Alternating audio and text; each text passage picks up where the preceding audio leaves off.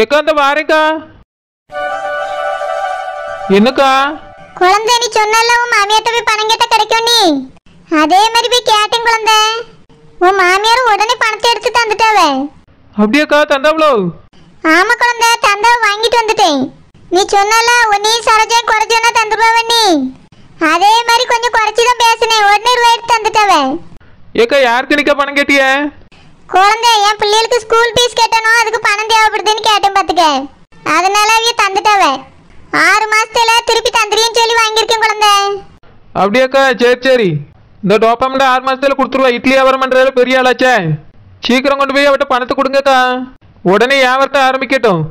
அதான் குழந்தை அங்கதான் போய்கிட்டு இருக்கேன். வாங்கிட்டே ஒரு வார்த்தை சொல்லிட்டு போலாமேன்னு வந்தேன்.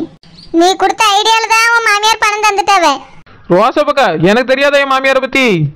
எப்படி பேசுனா என்ன சொன்னா அவ உழுவாவன்னு எனக்கு நல்லா தெரியும்க்கா. அதனால தான் எங்களை குறைச்சி சொல்லி பணத்தை கேளுங்கன்னு சொன்னேன். என்ன கூட உங்களுக்கு ஏதாவது தேவை இருந்தா அடிக்கடி எங்களை பத்தி குறைச்சி பேசுங்க. இலவசமா கூட உங்களுக்கு தேவையானதெல்லாம் வாங்கிக்கலாம். ஐயோ எனக்கு அப்படிலாம் ஒண்ணும் வேண்டாம் குழந்தை. நீங்க 2 பேரும் கஷ்டப்பட்டு கிடைக்கல இந்த ரூபாய் கூட நான் போய் சொல்லி வாங்கிட்டு வந்திருக்கேன். ஏனிலாம் ஏதாவது தேவை இருந்தா கூட உங்களால குறைச்சி பேசிய விட்ட எதையும் நான் வாங்க மாட்டேன். ஏக்கா நீங்க மட்டும் குறைச்சி பேசலன்னு வச்சுடுங்க. இந்த தந்திருக்காவில 10,000 இதை உடனே திருப்பி கேட்டுருவாவே சொல்லிவிட்டேன். அப்படியே குழந்தை?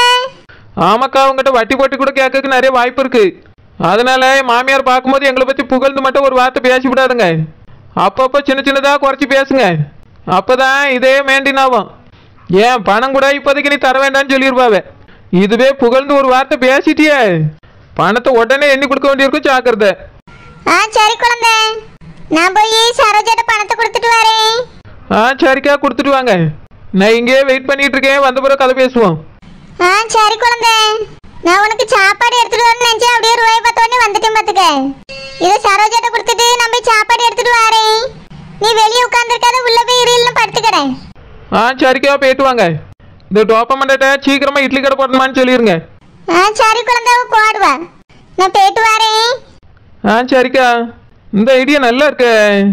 மாமியார்ட்ட நம்மளை பத்தி குறைச்சி பேசினா பணம் கிடைக்குதே அப்படின்னா நம்மள ஒரு 50,000 கேட்டு விட்டுருக்கலாமோ. வெறும் 10,000 முடிஞ்சு போச்சு. அதுவும் இந்த டோப்பாவுக்குள்ள கிடைச்சிருக்கு. நம்மளை யார்ட்டையாவது நம்மளை குறைச்சொல்லி சொல்லி அனுப்பிச்சி விட்டு பணத்தை வாங்கிட வேண்டியதான். ஒரு 50,000 தந்தாவனா போதும். வீட்டுக்கு தேவையான பொருளெல்லாம் வாங்கி போட்டுருவேன். யாரை வீட்டை அனுப்பி விடலாம்? சரி சரி, பொறுமையா யோசிப்போம். யாராவது கிடைக்காவலா நீ? சரோஜா, சரோஜா என்ன பண்ற? ரோசப்பக்கா வாங்கக்கா வாங்க. சரோஜா 10,000 பணம் கேட்டிருந்தால அதான் வாங்கிட்டு வந்திருக்கேன். அப்படியேக்கா? யார்ட்டக்கா கேட்டு வாங்கிட்டு வந்திய? வேற யார்ட்டையும் இல்லை, உன் மாமியார்ட்ட தான் சரோஜா. குழந்தை சொன்னால என் மாமியார்ட்ட கேளுங்க, கண்டிப்பா தருவா நீ. அவியிட்ட தான் போய் பிள்ளைகளுக்கு பீஸ் கட்ட வேண்டியிருக்கு, தாங்க ஓனரமான்னு கேட்டேனா உடனே 10,000 தந்துட்டாவே. அப்படியேக்கா? நீங்க அவியிட்ட வாங்க முடியும், வேற யார்ட்டையா தான் பரட்டிட்டு வருவீன்னு நினைச்சேன். சரோஜா வேற எனக்கு தெரிஞ்ச விட்டு 2-3 பேர்ட்ட போன் போட்டு கேட்டேன். எல்லாருமே இல்லன்ட்டு சொன்னாவ சரோஜா. அதனால தான் குழந்தை சொன்ன மாதிரி உன் மாமியார்ட்ட போய் கேட்டேன் பாத்துக்க. ஏக்கா எங்கள் வீட்டில் குறைச்சு நீலோ? ஆமா, நீங்கள் இப்படி பண்ணிட்டீங்களேன்னு கொஞ்சம் ஆதங்கப்பட்ட மாதிரி பேசினேன். அதுக்கு பிறகுதான் அவிய பணத்தை எடுத்துட்டு வந்து தந்தாவ. என் பிள்ளைகளுக்கு பீஸ் கட்டன்னு சொல்லி வாங்கியிருக்கேன் சரோஜா. 6 மாசத்துல கண்டிப்பா தந்துருவேன்னு சொல்லியிருக்கேன். நீனும் பணத்தை தந்துரு சரியா? சரிக்கா, 6 மாசத்துல கண்டிப்பா தந்துருவேன். இந்த சரோஜா பணத்தை வாங்கிக்க. தேங்க்ஸ் ரோசப்பாக்கா.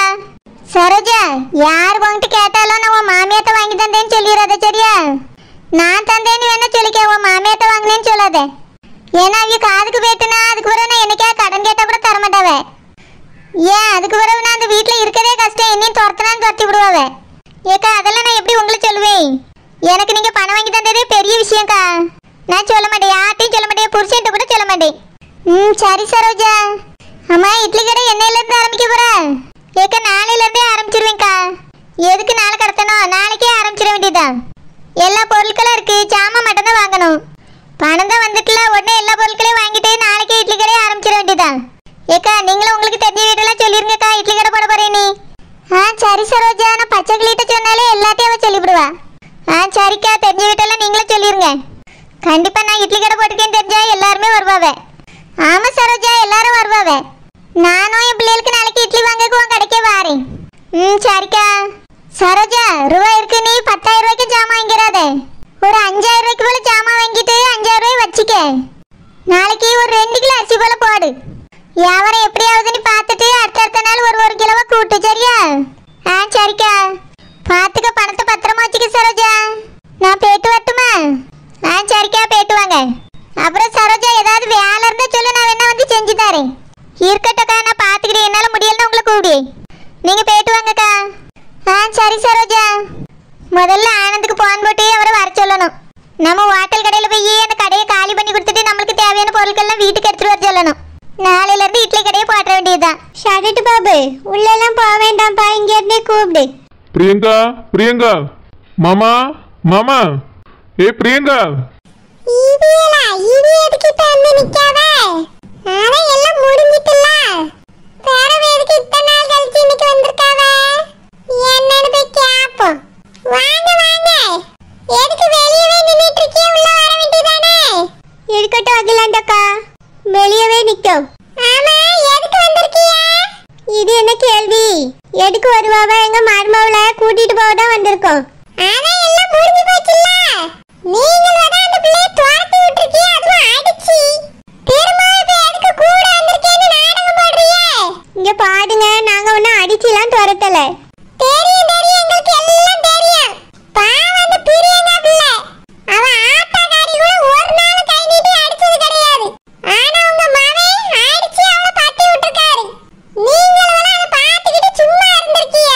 இங்க பாடுங்க அகிலாண்டக்கா, பிரியங்கா மட்டும் ரொம்ப நல்லவ கிடையாது. அவ என்னென்ன வார்த்தைலாம் பேசினா தெரியுமா? அதனாலதான் கோவப்பட்டு என் மகன் ஒரு அடி அடிச்சுட்டான். அதுக்காக நான் போறேன்னு சொன்னது முதல்ல அவதான். என் மகன் போறதா இருந்தா போன்னு சொல்லிவிட்டான். அவனுக்கு கோவம் வராதா, அதான் டைவர்ஸ் பண்ணியேன்னு சொன்னான். ஆனா முதல்ல நாங்களா போய் கேஸ் கொடுத்தோம். அந்த முட்டைக்கனி தான் என் மகன் மேல போய் கேஸ் கொடுத்துருக்கா. அதுவும் எப்படி கொடுத்துருக்கா? அடிச்சு கொடுமைப்படுத்தியோன்னு சொல்லி கொடுத்துருக்கா. அவளெல்லாம் அடிச்சு கொடுமைப்படுத்தணும்னு நினைச்சிருந்தா தினம் அவளுக்கு அடி விழுந்திருக்கும். நாங்களும் இன்னைக்கு திருந்துவா நாளைக்கு திருந்துவானே பார்த்து பார்த்து வச்சிருந்தோம் அவளை. என் பிடிச்ச மேல கம்ப்ளைண்ட் எழுதி கொடுத்தா என் பிள்ளைக்கு கோவம் வராதோ? அது மட்டும் இல்ல, அந்த முட்டைக்கண்ணி ஏத்து என் பிள்ளைய பேசிக்கிட்டு இருந்தா. கொஞ்சம் கூட மரியாதைன்னா என்னன்னு கூட அவளுக்கு தெரியல. அப்படி பேசினதுனால தான் என் பிள்ளை கை நீட்டி அடிச்சான். ஏதோ நடந்துச்சு, தப்பு நடந்து போச்சு. அதனால தான் இப்ப அவளை கூட்டிட்டு போறதுக்காக நாங்க வந்திருக்கோம். அவளை வர சொல்லுங்க, நாங்க கூட்டிட்டு கிளம்பியோம். இங்க பாருங்க, பிரியங்காவும் அவ அம்மையும் கோவத்துல இருக்காவ. நீங்க வந்து கூப்பிட்ட உடனே எல்லாம் பிள்ளைய அனுப்பி வச்சிர மாட்டாவ. இங்க பாருங்க அகிலாண்டக்கா, நீங்களும் ரெண்டு ஆம்பளை பிள்ளைல பெத்தவியதான். நீங்க கொஞ்சம் எடுத்து சொன்னா அவிய புரிஞ்சுக்கிடுவாவ. நீங்களே எப்படி பேசினா என்ன அர்த்தம்? ஆமா, ரெண்டு ஆம்பளை பிள்ளைல பெத்த என்ன பேரு? ஒருத்தனே இப்ப என் கூட இல்ல. என்னக்கா சொல்றீங்க? ஒண்ணும் தெரியாத மாதிரி நடிக்காதீங்க. உங்க குடும்பத்துல இருந்து என் வீட்டுக்கு வந்திருக்காளே ஒருத்தி, அவளால வந்ததுதான் வேணும். என் மவனை எங்க கிட்ட இருந்து பிரிச்சு கூட்டிட்டு போயிட்டா. அவளை பார்த்து அந்த பெரிய கம்பெனியே என் மவனை எங்க கிட்ட இருந்து பிரிச்சு கூட்டிட்டு போயிட்டா. இப்ப ரெண்டு வயல்வெல்லாம் எங்க கூட கிடையாது. தானி கொடுத்தன போயிட்டானுவே. அப்படியாக்கா, எனக்கு இந்த விஷயமே தெரியாதே. தெரியாத மாதிரி நடிக்கேண்டா. எங்க வீட்டு பிள்ளைக்கு நாங்க இப்படி விவரம் சொல்லி கொடுத்து வளர்க்கல. அதனால புருஷன்ட்ட அடி வாங்கிட்டு வந்து வீட்ல உட்கார்ந்திருக்கா. ஆனா உங்க வீட்டு பிள்ளை ரொம்ப விவரம் தான், நல்லா சொல்லி கொடுத்து வளர்த்திருக்கீங்க. புருஷனை மயக்கி தனியா கூட்டிட்டு போயிட்டா. வயசான காலத்துல நாங்க ஒத்தையில உட்கார்ந்து இப்ப கஷ்டப்பட்டுட்டு இருக்கோம். நல்லா இருக்கு உங்களோட வளர்ப்பு. இங்க பாருங்க அகிலாண்டக்கா, நடந்த விஷயங்களுக்கு எதுவுமே தெரியாது. அப்படியே சரோஜா தனியா போயிருந்தாலும் அதுல ஏதாவது ஒரு காரணம் இருக்கும். அவ அப்படிப்பட்ட தப்பான பிள்ளைலாம் ஒன்றும் கிடையாது. ஏதாவது காரணத்தோட தான் அவ வெளியே போயிருப்பா. நல்ல சாப்பாடு பண்ணுங்க உங்க வீட்டு பிள்ளைலாம், அதனால சாப்பாடு பண்ணுவீங்க. இதுவே எங்க வீட்டு பிள்ளை இப்படி ஒரு தப்பு செஞ்சிருந்தா எப்படி பேசிருப்பீன்னு எங்களுக்கு தான் தெரியும். உங்களுக்கு நான் ஒரு நியாயம், எங்களுக்கு நான் ஒரு நியாயம். ரொம்ப அநியாயமா தான் இருக்கு. இங்க பாருங்க, நீங்க தேவையில்லாம பேசிட்டு இருக்காதுங்க. பிரியங்காவை வர சொல்லுங்க, நான் கூட்டிட்டு கிளம்புறேன். பிரியங்கா, பிரியங்கா. இப்போ எதுக்கு இவ எங்க வந்திருக்காவ? என் பிள்ளை அதுவும் பிரியங்கான்னு கூப்பிடியா? இவனுக்கு என்ன உரிமை இருக்கு என் பிள்ளைய கூப்பிடியதுக்கு? அதோ டைவர்ஸ் கேஸ் போட்டாச்சுல. எதுக்கு இங்க வந்து நின்னுட்டு இருக்கா? சம்மந்தி, யாருக்கு யார் சம்மந்தி? என்னைக்கு உங்க மகன் என் பிள்ளைய அடிச்சாரோ அன்னைக்கு சம்மந்திங்கிற உறவு அழிஞ்சு போச்சு. இதுக்கு மேல சம்மந்தி சொல்லிட்டு இங்க வராதுங்க. யாருக்கும் நாங்க சம்மந்தி கிடையாது. இங்க பாருங்க, அப்படிலாம் பேசாதங்க. வாழ வேண்டிய பிள்ளைகளை இப்படி பிரிச்சு வைக்காதங்க. ஏதோ கோவத்துல ரெண்டு பேரும் முட்டிக்கிட்டாவ. நம்ம தான் பெரியவியலா இருந்து சமாதானப்படுத்தி வைக்கணும். நம்மளே எப்படி சண்டையை மூட்டி விட்டுட்டு இருந்தா நல்லாவா இருக்கு? தயவு செஞ்சு உங்க பிள்ளைய எங்க கூட அனுப்பி விடுங்க. இதுக்கு மேல இப்படி எல்லாம் நடந்துக்கிட்டாதம்மான்னு கொஞ்சம் புத்திமதி சொல்லி அனுப்பி விடுங்க. என்னது என் பிள்ளைக்கு புத்திமதி சொல்லணுமா? உங்க மகன் மட்டும் எல்லாத்தையும் கரெக்டா பண்ணிட்டாரோ? என் பிள்ளைய அடிச்சிருக்காரு. அது மட்டுமா டைவர்ஸ் பண்ணிடுவேன்னு மிரட்டி இருக்காரு. என்ன இவருக்கு தான் மிரட்ட தெரியுமா? நாங்க டைவர்ஸே பண்ணி காட்டியோம். இங்க பாருங்க, நீங்க பெரிய ஆளா நாங்க பெரிய ஆளான்னு மோதிக்கிட்டுறதுல இல்ல வேலைக்கே ஆகாது. வாழ வேண்டிய பிள்ளைகளை இப்படி பிரிச்சு வச்சுட்டு இந்த மாதிரிலாம் பேசாதுங்க. சட்டியா பானியா ஓயாம மாத்தி மாத்தி வாங்கிறதுக்கு வாழ வேண்டிய பயிர் கல்யாணம் முடிஞ்ச பிள்ளைகள். இன்னும் 2 பேருக்கும் ஒரு பிள்ளை கூட இல்ல. என்ன பிள்ளை இல்லைன்னு குத்தி காட்டுறீங்களா? உங்க மாமனுக்கு தான் ஏதாவது குறை இருக்கும். இங்க பாருங்க, நான் யாரையும் குத்தி எல்லாம் காட்ட இல்ல. ஒரு பிள்ளை பிறந்தாவது அது முகத்துக்காக 2 பேரும் சேர்ந்து வாழ்வாவ. இப்போ அதுவும் இல்லைன்னு தான் நான் சொல்லிக்கிட்டு இருந்தேன். உடனே நீங்க ஏத்து கட்டி பேசாதங்க. வாழ வேண்டிய பிள்ளைகளை நீங்களே பிரிச்சு வச்சா என்ன அர்த்தம்? உங்க மகளை வர சொல்லுங்க, நாங்க கூட்டிட்டு கிளம்பியோம்.